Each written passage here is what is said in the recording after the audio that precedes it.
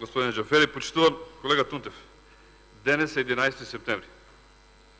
Денът на ослободувањето на Струмица од бугарските фашисти. Како ќе ја празнувате сега вие ова победа на струмичани? Или вашиот лидер, господин Заев? Како ќе го објасните тоа на нашите генерации? Господин Тунтев, има или нема платформа? Дали имате чувство, дали разбирате што значи даден збор?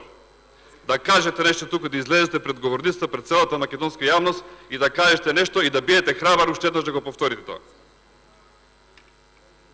Вашиот министр ќе каже, за само 3 месеци, кога дојдовме, ги надминавме сите предизвици што ги имаше Македонија. Дали 8-те последователни, позитивни извештаи на Европската комисија? Дали визната либерализација не беа нешто сработено од некоја претходна влада? Дали тоа не беше нешто што е надминато? За само 100 дена ја распродадовте Македонија. За само 100 дена вековната борба на македонецот ја продадовте. И затоа, почитуван колега, реагиравме и на 30-тиот ден на министерот кога дојде тука да го прашаме што направил, а ништо не направил, освен што ја продава Македонија. Затоа на 71-тиот ден дојдовме да ве прашаме и сега ја поднесуваме таа интерпелација. Бидејќи сме загрижени, вас 3 дена ви треба да ја продаете Македонија, не 100 дена. Вековно се бораме македонците. Обстојуваме 26 години како независна држава. И вие што направивте? Тргнавте од се што е национално.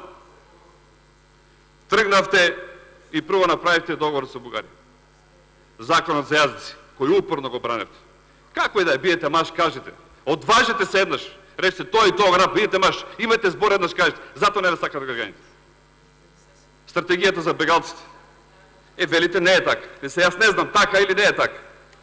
Тунте или не е тунте.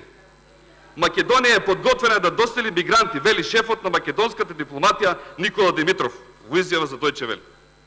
Не знам, вие знаете. Меѓутоа тоа е една многу по-голема вистина и по-голем проблем има во целата ситуација.